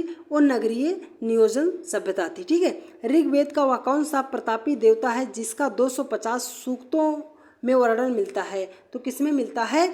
इंद्र जी का मिलता है 250 सूक्तों में वर्णन मिलता है। ठीक है, चलिए नेक्स्ट क्वेश्चन पर चलते हैं डियर। देखिए अगला क्वेश्चन कह रहा है कि भारतीय इतिहास के संदर्भ में अब्दुल हमीद लाहौरी कौन था? तो अब्दुल हमीद जो लाहौरी था शाहजहां के शासक का एक राजकीय इतिहासकार था। ठीक है, देखो धर्मट का युद्ध हुआ था कब? अप्रैल 1658 ईस्वी में हुआ था।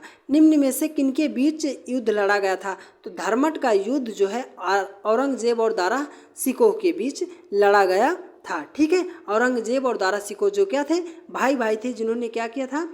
शासन को धारण करने के लिए युद्ध धर्मट का युद्ध लड़ा गया था। ठीक है, मुगल काल में निम्नलिखित बंदरगाहों में से किसको बाबुल मक्का या मक्का दौर कहा जाता है? तो किसको कहा जाता है? सूरत को कहा जाता है। अगला क्वेश्चन कह रहा है कि दिल्ली का पुराना किला किसके द्वारा बनवाया गया था? तो दिल्ली का जो पुराना किला है वो किसके द्वारा बनवाया गया था? शेर शाह के द्वारा दिल्ली का पुराना किला बनवाया गया था। ठीक है, चलिए नेक्स्ट क्वेश्चन पर चलते हैं। देखिए अगला क्वेश्चन कह रहा है कि अमरकोट के राजा बीरसाल के महल में किस मुगल बादशाह का जन्म हुआ था? तो अमरकोट के राजा बीरसाल के महल में किस मुगल बादशाह का जन्म हुआ था? वो हुआ था अकबर का जन्म हुआ था। मुगल दरबार में पर्दा शासन के लिए जिम्मेदार अतका खेल या हरम दल की सर्वप्रथम सदस्यता कौन सी थी?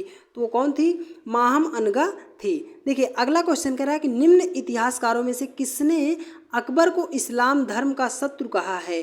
तो बंदायूनी ने जो क्या कहा है? अकबर को इस्लाम धर्म का शत्रु कहा है। अकबर ने किसे कविराय या कविराज की उपाधि दी थी? वो किसको दी थी? बीरबल जी को उन्होंने क्या किया था? कविराय या कविराज की उपाधि दी थी। ठीक है, चलिए नेक्स्ट क्वेश्चन पर चलते हैं। देखिए अगला क्वेश्चन कह रहा है कि जहांगीर के निर्देश पर किसने अबुल फजल की हत्या की थी?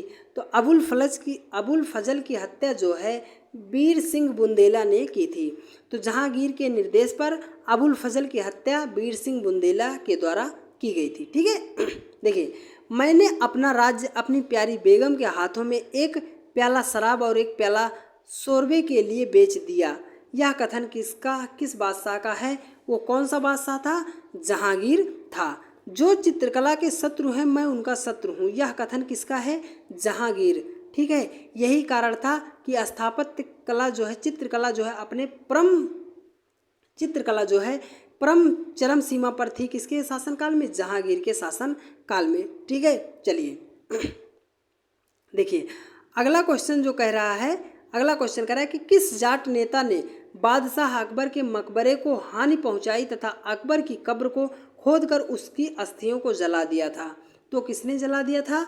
राजा राम ने जला दिया था। देखिए, कह रहा है कि किस मुगल बादशाह को उसकी प्रजाशाही बेस में एक फकीर कहती थी? तो किसको कहती थी? औरंगजेब को कहती थी। ठीक है, चलिए नेक्स्ट क्वेश्चन देखिए क्या कह रहा है कि राजपूताना के निम्न राज्यों में से किस एक राज्य ने अकबर की संप्रभुता स्वीकार नहीं की थी? वो किसने नहीं स्वीकार की थी?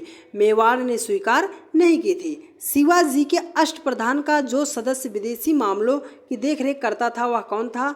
तो विदेशी मामलों का जो देखभाल करता था वह कौन सा था? वो था सुमंत था। ठीक है, चलिए नेक्स्ट क्वेश्चन पर चलते हैं। देखिए अगला क्वेश्चन कह रहा है कह रहा है कि गुप्त काल का सर्व प्रमुख गणितज्ञ एवं खगोलविद निम्नलिखित में से कौन था? तो गुप्त काल का जो प्रमुख गणितज्ञ एवं खगोलविद कौन था? आर्यभट्ट जी थे। ठीक है, अपने प्रशासन में पश्चिमी प्रक्रियाओं को अपनाने वाला पहला भारतीय शासक कौन था? तो पश्चिमी सभ्यता को अपनाने वाला पहला भारतीय शासक कौन था? वो था टीपू सुल्तान। ठीक है, पुरी के जगन्नाथ मंदिर का निर्माण किसने करवाया था? तो वो किसने करवाया था? अनंतवर्मन जो है चोडगंग ने क्या किया था? अनंतवर्मन चोडगंग ने क्या किया था? पुरी के जगन्नाथ मंदिर का निर्माण करवाया था। परमार वंश के किस शासक ने कविराज की उपाधि धारण की थी? तो परमार वंश के किस शासक ने कविराज की उपाधि धारण की थी? वो की थी भोज ने। ठीक है, चलिए नेक्स्ट क्वेश्चन पर चलते हैं। यद्यप आपने वीडियो को पूरा अच्छे तरीके से अभी तक ध्यान से देखा होगा तो आज जितने भी क्वेश्चन हमने कराए हैं आपको सारे अच्छे तरीके से याद हो जाएंगे। पीडीएफ चाहिए तो आप कमेंट कीजिएगा, इसका पीडीएफ आपको प्रोवाइड कर दी जाएगी। ठीक है, देखिए कह रहा है कि किस गुप्तकालीन शासक के समय में हुरों ने भारत पर आक्रमण किया था? तो हुरों ने भारत पर आक्रमण किसके शासनकाल में किया था? महेंद्र गुप्त के शासनकाल में किया था। चंदेलों की राजधानी कहाँ स्थित थी? तो चंदेलों की राजधानी जो थी वो कहाँ स्थित थी? खजुराहो में स्थित थी। अगला क्वेश्चन कह रहा है कि दिल्ली सल्तनत के किस सुल्तान ने चिहालगानी है ना, चिहालगानी जो है की स्थापना की थी? तो किसने की थी? चिहालगानी की जो स्थापना की थी वो इल्तुतमिश ने की थी। अगला क्वेश्चन कह रहा है कि दिल्ली सल्तनत का पहला सुल्तान कौन था जिसने सैनिकों को नगद वेतन देना आरंभ किया था? तो वो कौन सा था? अलाउद्दीन खिलजी था जिसने सैनिकों को नगद वेतन देने का प्रावधान शुरू किया था। ठीक है, चलिए देखिए अगला क्वेश्चन कह रहा है, देखिए अगला क्वेश्चन कह रहा है कि अकबर ने के स्थापत्य कला की महत्वपूर्ण उपलब्धि निम्नलिखित में से कौन थी? तो वो सबसे महत्वपूर्ण उपलब्धि थी उनकी फतेहपुर सीकरी का निर्माण। ठीक है, नादिर शाह के आक्रमण के समय मुगल सम्राट कौन सा था? तो नादिर शाह ने जब आक्रमण किया था भारत पर उस समय मुगल सम्राट कौन सा था? तो वो था मोहम्मद शाह। ठीक है, चलिए सन्यासी विद्रोह किस क्षेत्र में हुआ था? तो सन्यासी विद्रोह जो है कहाँ पर हुआ था? बंगाल में सन्यासी विद्रोह हुआ था। अगला क्वेश्चन कह रहा है कि निम्नलिखित में से कौन सा कृषक विद्रोह नहीं था? तो कृषक विद्रोह जो था वो मोपला जो है कृषक विद्रोह नहीं था। देखो सिंधु सभ्यता में घोड़े के अवशेष कहाँ से प्राप्त होते हैं? तो घोड़े के अवशेष जो है कहाँ से प्राप्त होते हैं? सुरकोटदा से प्राप्त होते हैं। अगला क्वेश्चन देखिए कह रहा है कि निम्न में से किस स्थान पर चंद्रगुप्त मौर्य ने जैन धर्म स्वीकार किया था?